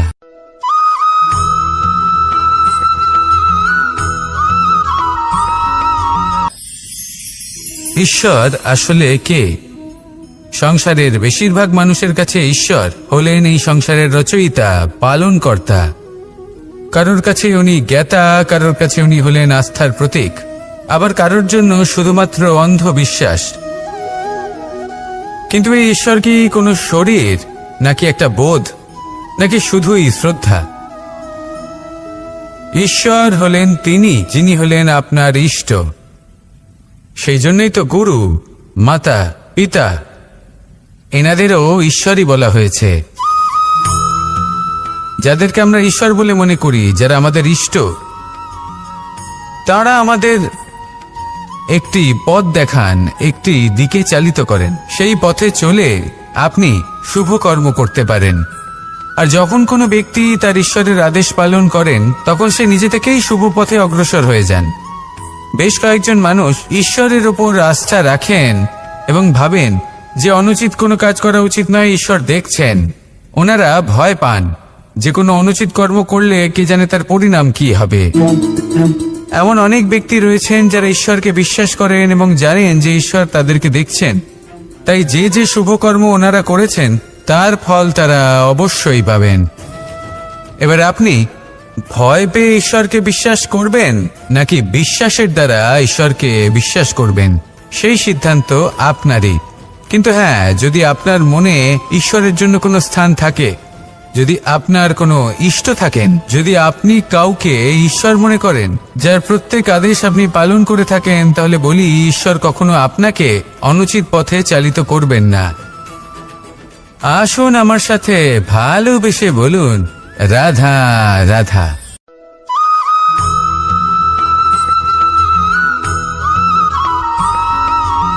আমি রথে যাত্রা করি।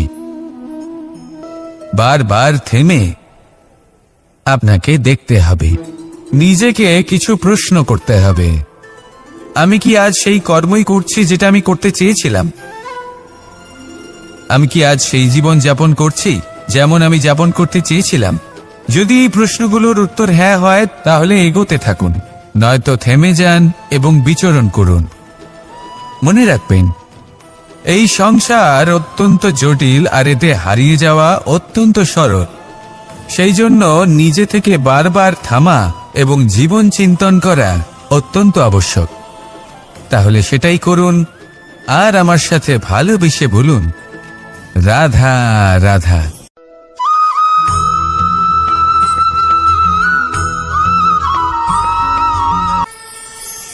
কথায় আছে যে স্বপ্ন এবং লক্ষ্য হলো একটি মুদ্রারই দুটি দিক।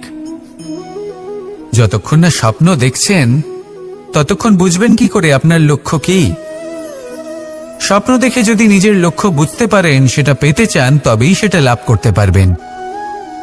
কিন্তু স্বপ্ন এবং লক্ষ্য এই দুইয়ের মধ্যে একটা ভারসাম্য রয়েছে, যেটা বজায় রাখা প্রয়োজনীয়। একে আমরা বলে থাকি পরিশ্রম। দেখুন, যদি আপনি স্বপ্ন দেখতে চান তাহলে পরিশ্রম ত্যাগ করে নিদ্রা লাভ প্রয়োজন, কিন্তু যদি আপনি লক্ষ্য লাভ করতে চান তাহলে আপনাকে নিদ্রা ত্যাগ করে পরিশ্রম করতে হবে। তাই আলস্য ত্যাগ করুন এবং সিদ্ধান্ত নিন যে আপনি কি চান। আপনার জীবনের এই তুলাদণ্ডে স্বপ্নের পাল্লা ভারী হওয়া প্রয়োজন নাকি লক্ষ্যের? আমার মতে এই দুইয়ের মধ্যে যদি ভারসাম্য বজায় রাখেন তবে পথ নিজে থেকেই সামনে আসবে। শুধু সেই পথে অগ্রসর হতে থাকুন এবং আমার সাথে ভালোবেসে বলুন, রাধা রাধা।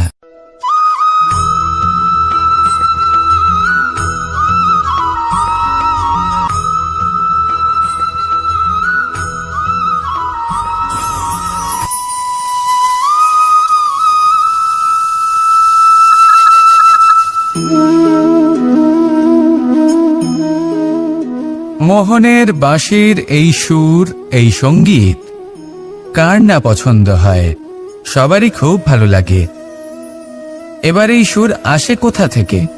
কেউ বলবেন কৃষ্ণের হৃদয় থেকে। সত্য কথা, এই সুর হৃদয় থেকে নির্গত হয় এবং প্রকট হয় এই বাঁশি থেকে। এই বাঁশিটাকে দেখুন, এই ছিদ্রগুলি দেখুন, প্রত্যেকটা সুর থেকে নিজস্ব একটা স্বর নির্গত হয়। এবার যে ব্যক্তি এই সমস্ত সুর এবং স্বর বুঝতে পারেন, এতে নিপুণ, তিনি এই বাঁশির দ্বারা যে সুর নির্গত করবেন তা তো মধুর অবশ্যই হবে। এবার জীবনের সাথেও কিছুটা এরকমই ঘটে। জীবনের কিছু নীতি থাকে, অর্থ, কুটুম্ব এবং আধ্যাত্মিক। যদি জীবনের প্রত্যেকটা মুহূর্ত সুখময় হয় এরকম আপনি চান, তাহলে এই তিনটি নীতিতে আপনাকে নিপুণ হতে হবে। কোনো একটি বিশেষ নীতির প্রতি যদি আপনি বেশি ঝুঁকে পড়েন তাহলে বাকি দুই নীতি থেকে যা সুখ লাভ করা সম্ভব তা পারবেন না। ধন অর্জন করতে হবে পরিবারের জন্য, পরিবারের সুখ মনের শান্তির জন্য, মনে শান্তির প্রয়োজন মনের শুদ্ধতার জন্য। যখন এই মন শুদ্ধ হবে, জীবন শুদ্ধ হবে, পবিত্র হবে, সুন্দর হবে এবং ভালোবেসে বলবে, রাধা রাধা।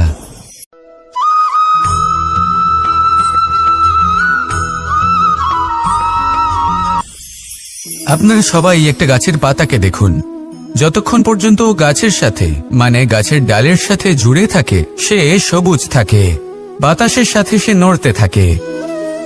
যতক্ষণ পর্যন্ত ও সূর্য থেকে পাওয়া রশ্মির শক্তি গাছে পৌঁছে দেয় ততক্ষণ ও ডালের সাথে যুক্ত থাকে। কিন্তু যখন সেই পাতা শুকিয়ে যায় তখন তার কোনো গুরুত্ব থাকে না। সেই পাতা গাছের ডালে এবং বৃক্ষের কাছে বোঝা হয়ে থেকে যায়। এবং এমন এক সময় আসে যখন সেই ডালটি শুকনো সেই পাতাকে পরিত্যাগ করে। এটাই আমরা এই প্রকৃতিতে দেখি এবং এটাই হলো সত্য। আর এটাই আমাদের জীবনে খুব বড় একটা শিক্ষা। যদি আপনিও নিজের জীবনে নিজের আপনজনদের কাছে বোঝা স্বরূপ হয়ে দাঁড়ান, তাহলে তারা আপনাকে যতই ভালোবাসুক না কেন, ওনারা যদি নাও চান তাহলেও এমন এক দিন আসবে যখন আপনার আপনজন আপনাকে পরিত্যাগ করবে। সেই জন্য সবসময় আত্মনির্ভর হয়ে ওঠার চেষ্টা করুন, নিরন্তর পরিশ্রম করতে থাকুন। কারোর উপর বোঝা হয়ে থাকবেন না, বরং তার সাথে মিলে দায়িত্ব পালন করুন। এমনটা করবেন তাহলে আপনার সম্মানও বজায় থাকবে এবং সম্পর্কের মধ্যে আপনার মূল্যও বজায় থাকবে। আসুন আর আমার সাথে ভালোবেসে বলুন, রাধা রাধা।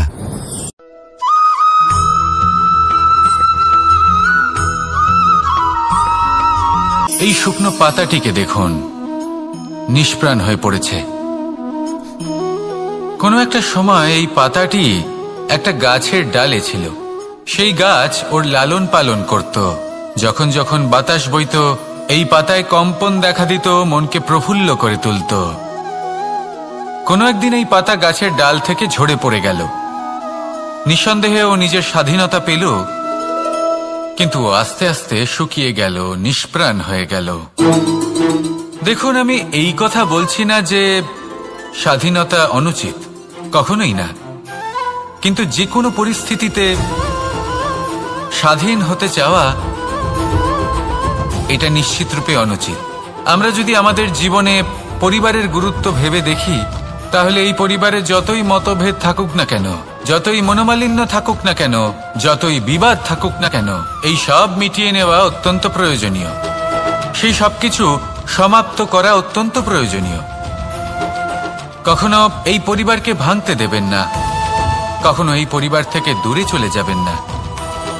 এই পরিবার হলো আমাদের জীবনের একটা অমূল্য সম্পদ, অমূল্য এক আশ্রয়, যা এই সংসারে হয়তো কোথাও আপনি পাবেন না। তাই একে আগলে রাখুন। ভেবে নিন আপনি পাতা আর আপনার পরিবার সেই গাছ। আসুন আমার সাথে ভালোবেসে বলুন, রাধা রাধা।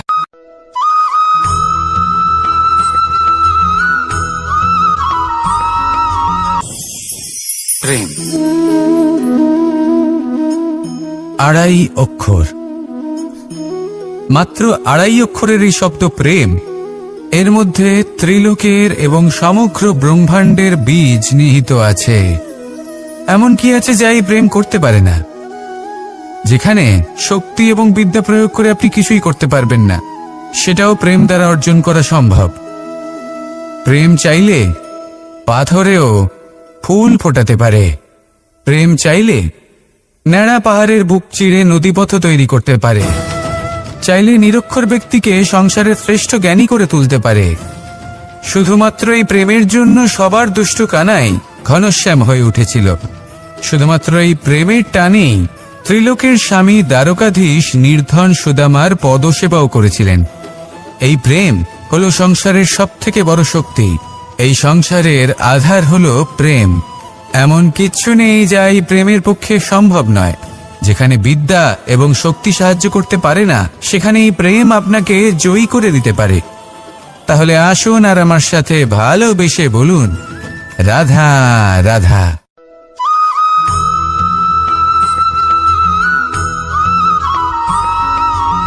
দীপাবলি আমাদের সবথেকে বড় উৎসব। শ্রীরাম রাবণকে পরাস্ত করে 14 বছরের বনবাস কাটিয়ে আবার অযোধ্যায় ফিরে এলেন অমাবস্যার রাত্রে। অযোধ্যায় সবাই খুব প্রসন্ন ছিলেন, খুবই উৎসাহিত ছিলেন। অযোধ্যায় সহস্র প্রদীপ প্রজ্বলিত করা হয়েছিল এই উৎসবে। একে আমরা দীপাবলি বলে থাকি।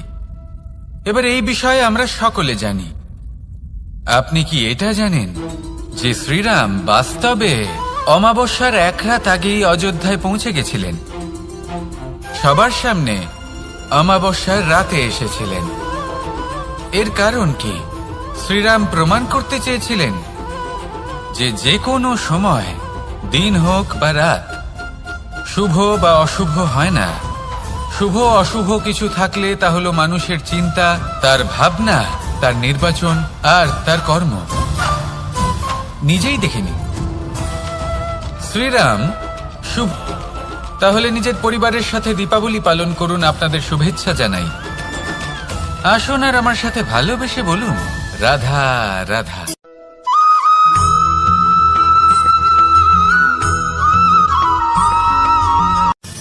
মানুষের এই জীবন, মানুষ জন্ম নেয়, একটা নির্দিষ্ট সময়ের পরে এই সংসার ত্যাগ করে চলেও যায়। এবার শুধু এটাই আবশ্যক নয় যে এই জীবনকালকে আপনি যাপন করবেন, শুধু এটাই গুরুত্বপূর্ণ নয়। আবশ্যক এবং গুরুত্বপূর্ণ হলো এটা যে এই জীবনকালে আপনি এমন কিছু করেন যাতে এই সংসারের মঙ্গল হয়, যাতে এই সংসার আপনাকে মনে রাখে, আপনার থেকে প্রেরিত হয়, আপনার মতো হতে চায়। প্রত্যেক বছর আপনার জন্মতিথির অপেক্ষা করে, এমনভাবে আপনার জন্মদিন পালন করে যাতে সেটা মহোৎসবের আকার ধারণ করে। এবার এই জন্মদিন এমনি এমনি মহোৎসবে পরিণত হয় না। তখন হয় না যখন কোনো ব্যক্তি রাজার রূপে বা কোনো গোয়ালার রূপে জন্মগ্রহণ করে। তখন পরিণত হয় যখন একজন মানুষ জন্মগ্রহণের পরে এই সংসারকে কোনো শিক্ষা দিয়ে যান। কিভাবে একজন মানুষ গোয়ালা থেকে রাজা হতে পারে, কিভাবে একজন মানুষ অসত্য থেকে সত্যের পথে চলতে শুরু করেন, অধর্ম থেকে ধর্মের পথে চালিত হতে পারেন, কিভাবে অন্ধকার থেকে প্রকাশের দিকে যেতে পারেন, কিভাবে নিজের আত্মাকে পরমাত্মার সাথে মিলিত করতে পারেন। তা সে রামনবমী হোক বা জন্মাষ্টমী হোক, তাদের জীবনের সাথে জড়িত প্রত্যেক মুহূর্ত একটা পরবের আকার ধারণ করে। তাহলে আপনিও এইভাবে নিজের জীবন যাপন করতে থাকুন। এই সংসারে শুধু ভালোবাসা বিতরণ করুন, কিছুটা এমন ভাবে বিতরণ করুন যাতে আপনি এই সংসার থেকে চলে যাওয়ার পরেও এই সংসারে আপনি শুধুই ভালোবাসা বিতরণ করতে পারেন। যদি আপনি এরকম করেন, সংসারকে প্রেরণা দেন, তাহলে আপনার জীবনও রাধা কৃষ্ণের প্রেমের মতোই অলৌকিক এবং দৈব হয়ে উঠবে। আসুন আর আমার সাথে ভালোবেসে বলুন, রাধা রাধা।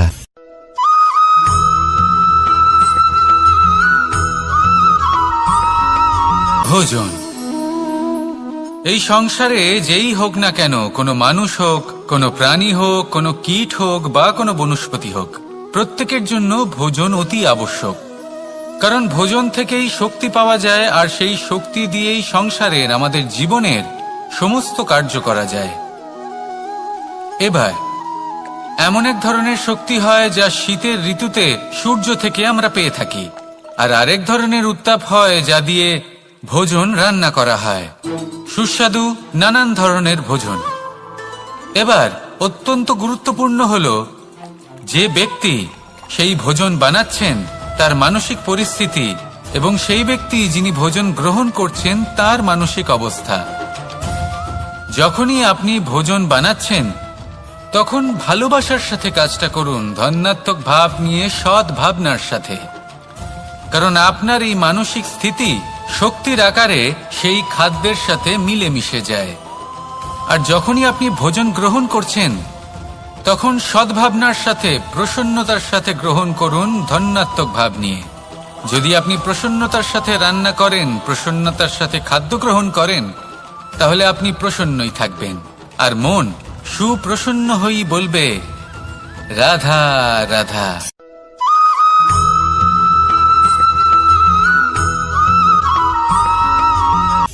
কথায় আছে সংসারে নাকি সকল রোগের ওষুধ আছে। যদি আপনি নিজের শরীরকে ভালোবাসেন তাহলে ব্যায়াম করুন, যদি নিজের নিঃশ্বাস প্রশ্বাসকে ভালোবাসেন তাহলে প্রাণায়াম করুন, যদি আপনি নিজের আত্মাকে ভালোবাসেন তাহলে ধ্যান করুন। কিন্তু যদি আপনি নিজের জীবনকে, পরমাত্মাকে ভালোবাসেন তাহলে সকলকে ভালোবাসতে থাকুন। এই ভালোবাসা অত্যন্ত গুরুত্বপূর্ণ এবং আবশ্যক। ভালোবাসার থেকে ভালো না কোনো ওষুধ আছে, না আছে কোনো আসন। এর থেকে ভালো না কোনো ব্যায়াম আছে, আর না কোনো প্রাণায়াম। এই ভালোবাসা বড় বড় সমস্যারও সমাধান করতে পারে। ভালোবাসা বড় বড় বিপদকে আপনার থেকে দূর করতে পারে। এই ভালোবাসাই আপনাকে জীবনে বাঁচতে শেখায়, কারণ ভালোবাসাই হলো জীবনের আসল সত্য। তাহলে আসুন আর আমার সাথে ভালোবেসে বলুন, রাধা রাধা।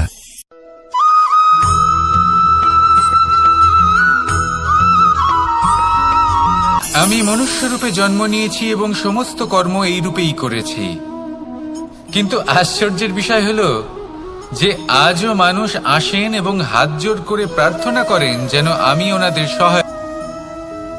ঈশ্বর হলেন তিনি যিনি হলেন আপনার ইষ্ট। সেই জন্যই তো গুরু, মাতা, পিতা এনাদেরও ঈশ্বরই বলা হয়েছে।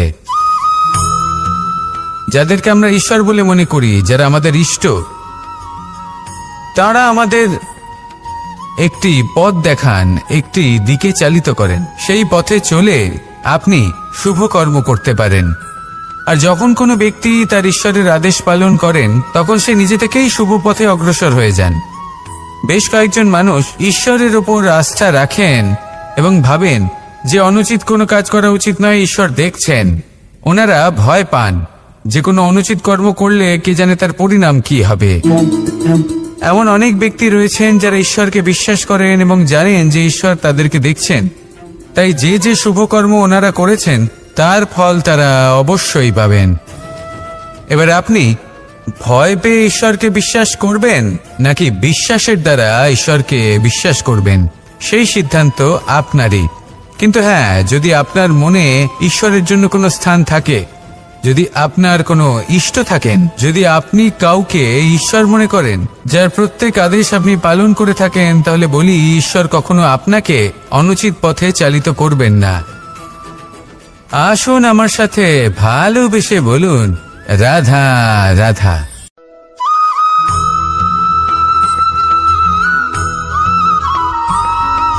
মানুষ যখন এই সংসারে প্রবেশ করে অর্থাৎ জন্মগ্রহণ করে তখন নিশ্চিন্তে থাকে, আনন্দে থাকে। কিন্তু যেইমাত্র তার মধ্যে বোধশক্তি আসে তখন সে চিন্তা করতে শুরু করে। চিন্তা ভবিষ্যতের, সেই সমস্ত বিষয় নিয়ে চিন্তা করে যা ওর হাতে নেই। তারপর বড় হয়, বিবাহ সম্পন্ন হয়, গৃহস্থ জীবন যাপন করে, তারপর আবার চিন্তায় মগ্ন হয়ে যায়। ভাবে এই যে আমার পরিবার, আমি কি ঠিকমতো তার খেয়াল রাখতে পারছি? কাল যখন আমি এই সংসার থেকে চলে যাব তখন আমার এই পরিবারের দেখাশোনা কে করবে? শেষ পর্যন্ত এই পরিবার তো আমারই উত্তরদায়িত্ব। যাক, আপনাকে একটা প্রশ্ন করি। এই সংসারে আসার পূর্বে আপনি কি এই প্রশ্ন করেছিলেন, এটা ভেবেছিলেন যে আমাকে ছাড়া এই সংসার কিভাবে চলবে? করেননি, তাই তো? তাই আপনার এটা নিয়ে দুশ্চিন্তা করার প্রয়োজন নেই যে আপনি যখন এই সংসার ত্যাগ করে চলে যাবেন তখন কি হবে। আপনি যখন ছিলেন না তখনও এই সংসার চলছিল, আপনি যখন এই সংসার ত্যাগ করবেন তখনও এই সংসার চলতে থাকবে। যদি কোনো বিষয়ের প্রভাব থাকে তা হলো আপনার আজকের তথা বর্তমানের কর্ম, অর্থাৎ আজ আপনি কি করছেন, কার জন্য মঙ্গল করছেন, কাকে প্রেরণা দিচ্ছেন, কাকে সাহায্য করছেন, কোন উদাহরণ প্রস্তুত করছেন। আপনি এই সংসারে যে ছবি অঙ্কন করবেন সংসার সেটাই মনে রাখবে। তাহলে শুধু সৎকর্ম করুন, মঙ্গল করতে থাকুন, আর আমার সাথে ভালোবেসে বলুন, রাধা রাধা।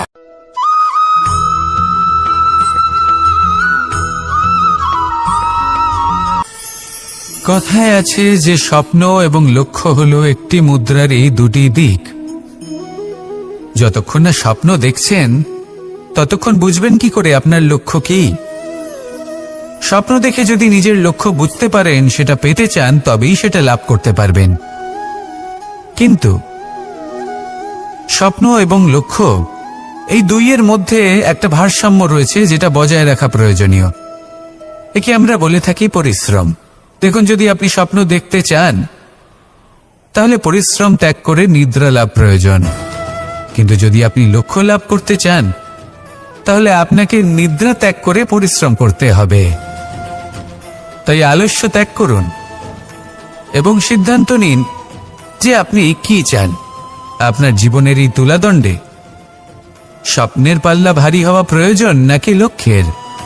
আমার মতে এই দুইয়ের মধ্যে যদি ভারসাম্য বজায় রাখেন তবে পথ নিজে থেকেই সামনে আসবে। শুধু সেই পথে অগ্রসর হতে থাকুন এবং আমার সাথে ভালোবেসে বলুন, রাধা রাধা।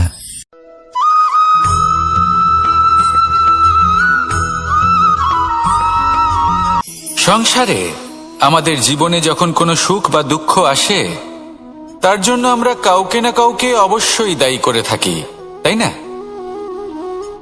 এই ব্যক্তি আমাদের সাথে এরকম কাজ করেছেন তাই আমার সাথে এমন হলো।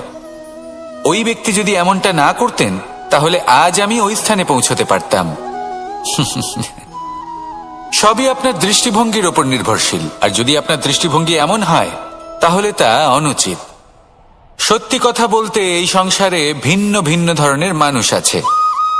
এটা আপনার ওপর নির্ভর করছে কিভাবে তাদের স্বাগত জানাবেন। একবার ভাবুন, আমি আমার দুটো হাত সামনে নিয়ে এলাম, দুটো মুঠো খুলে দিলাম। দুই প্রকারের মানুষ আসবেন, কিছু না কিছু দিয়ে যাবেন। এই মুঠো যদি আমি বন্ধ করে দিই তাহলে না কেউ আমাকে কিছু দিতে পারবে, না আমার কিছু যাবে আসবে। নিশ্চয়ই বুঝতে পারছেন এই দুই ধরনের ব্যক্তি কারা এবং তারা কি দিয়ে যান। আমি যদি নিজের মুঠো খুলে দিই তাহলে কিছু ভালো মানুষ আসবেন, আমাকে আনন্দ, সন্তুষ্টি, জ্ঞান প্রদান করে যাবেন, ভালো অভিজ্ঞতা দিয়ে যাবেন। কোনো খারাপ ব্যক্তি যদি আসেন, তাহলে তিনিও খারাপ অভিজ্ঞতা দেবেন, যার থেকে আমি শিক্ষা লাভ করব। এই সব কিছু আমি লাভ করতে পারি। মুঠো যদি বন্ধ করে রাখি, তাহলে আমি কিছুই পাবো না। দেখুন, এই সংসারে প্রত্যেকের জীবনে এইরকম। প্রত্যেকের জীবনে সবকিছুই আছে, ভালো খারাপ দুই মানুষই আছে। ভালো অভিজ্ঞতা আছে, খারাপ অভিজ্ঞতা আছে। নির্ভর করছে আপনার উপর যে আপনি কি করবেন। এনাদের স্বাগত কিভাবে জানাবেন, কার থেকে কি বুঝবেন, কি শিখতে পারবেন, আর কোন দৃষ্টিভঙ্গি নিয়ে অগ্রসর হবেন। এটাই নির্ধারণ করবে যে আপনার জীবন কেমন হবে। আসুন আমার সাথে ভালোবেসে বলুন, রাধা রাধা।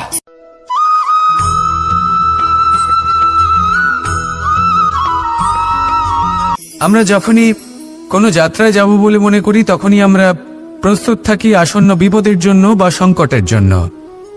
যেমন, যদি আমাদের মনে হয় যে আজকের পরিবেশ খুব ঠান্ডা হবে, তাহলে আমরা গরম বস্ত্র ধারণ করি বা সেটাকে সাথে নিয়ে যাই। যদি মনে হয় যে বৃষ্টি হতে পারে বা বৃষ্টি হয়ে চলেছে, আমরা দেখছি, তাহলে আমরা একটা ছাতা সাথে নিয়ে নিই।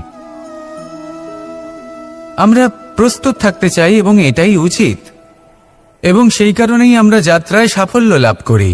কিন্তু যদি আমরা কথা বলি জীবনযাত্রা নিয়ে, যা কিনা সব থেকে বেশি গুরুত্বপূর্ণ, তাহলে তার জন্য আমরা পূর্ণরূপে প্রস্তুত থাকি না। আশেপাশের মানুষ, এই সমাজ, আমাদের সাথী, আমাদের মিত্ররা যে কোনো মুহূর্তে বদলে যেতে পারেন। সেই জন্য আমরা নিজেদেরকে কখনো সাবধান করি না, কখনোই নিজেদের প্রস্তুত করি না। আমাদের এটা কখনোই মনে হয় না যে এরকম হতে পারে, আর সেই কারণেই শেষে গিয়ে আমরা অত্যন্ত দুঃখ পাই। একটা অমূল্য শিক্ষা আছে যেটা আমাদের লাভ করা উচিত। সতর্ক থাকা উচিত।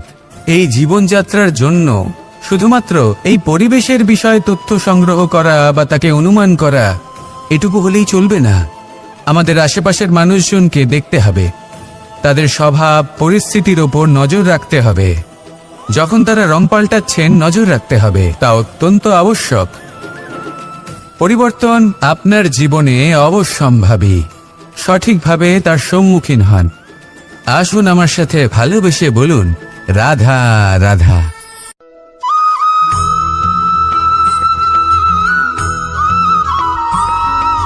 জীবনে যখন কোনো ব্যক্তি নিজের লক্ষ্য প্রাপ্তির জন্য নিরন্তর পরিশ্রম করতে থাকেন, চেষ্টা করতে থাকেন, তখন তিনি কষ্ট অনুভব করেন। কখনো শারীরিক কষ্ট, কখনো মানসিক কষ্ট। এবার উনি এটা ভাবতে থাকেন যে আমি কি উচিত করছি নাকি অনুচিত করছি। কারণ অন্যদিকে এমন একজন ব্যক্তিও আছেন যিনি একদমই পরিশ্রম, চেষ্টা করছেন না। তিনি মদিরা পান করেন, বিলাসিতায় জীবন কাটান, অলস প্রকৃতির হয়ে ওঠেন, নিদ্রাতে বিলীন হয়ে থাকেন আর ভাবেন যে তিনি সুখ লাভ করছেন। কিন্তু এরকম কেন হয়? কারণ যখন আমরা সৎ পথে থাকি, উচিত পথে চলি, লক্ষ্য প্রাপ্ত করার জন্য চেষ্টা করতে থাকি, তখন আমাদের ভেতরে থাকা নেতিবাচক শক্তি এবং পাপ এই দেহকে ত্যাগ করে দেয়। আর এই অনুভূতিটাই আমাদের দুঃখের অনুভূতি দেয়, কষ্ট দেয়। এবার সেখানে যদি আমরা কুপথে চলি, অনুচিত পথে চলতে থাকি, তাহলে আমাদের ভেতরে থাকা পুণ্য এবং ধনাত্মক শক্তি আমাদের দেহ ত্যাগ করে দেয়। আর এই অনুভূতির কারণেই আমরা সুখ অনুভব করি। কিন্তু কখনো ভাববেন যে এই সুখ বেশি সময় পর্যন্ত থাকে না। সেই জন্য সবসময় মনে রাখবেন, যদি আপনি জানেন যে এটাই আপনার লক্ষ্য, এটাই উচিত পথ, শুভ পথ, তাতে নিরন্তরভাবে এগিয়ে যেতে চেষ্টা করতে থাকুন। এই কষ্ট আপনাকে সুখের পরাকাষ্ঠায় কখন পৌঁছে দেবে তা আপনি জানতেই পারবেন না। আসুন আমার সাথে ভালোবেসে বলুন, রাধা রাধা।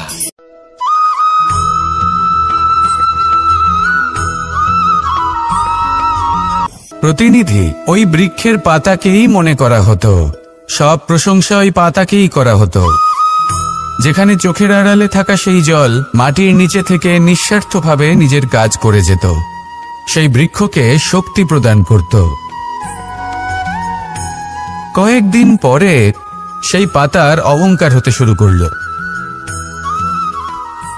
সে ভাবতে শুরু করলো যে আমিই হলাম এই জলের অস্তিত্ব। আমি আছি সেই কারণেই এই জলের কথা স্মরণ করা হয়।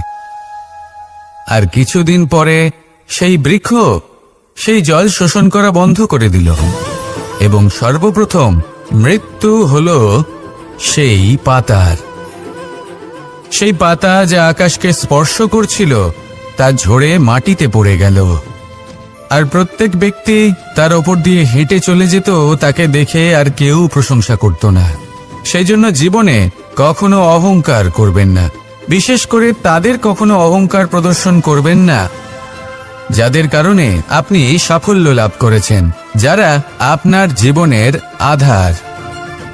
চিরকাল তাদের প্রতি কৃতজ্ঞ থাকুন, তাদের সাথে সম্পর্ক বজায় রাখুন, তাদের সাহায্য করুন আর আমার সাথে ভালোবেসে বলুন, রাধা রাধা।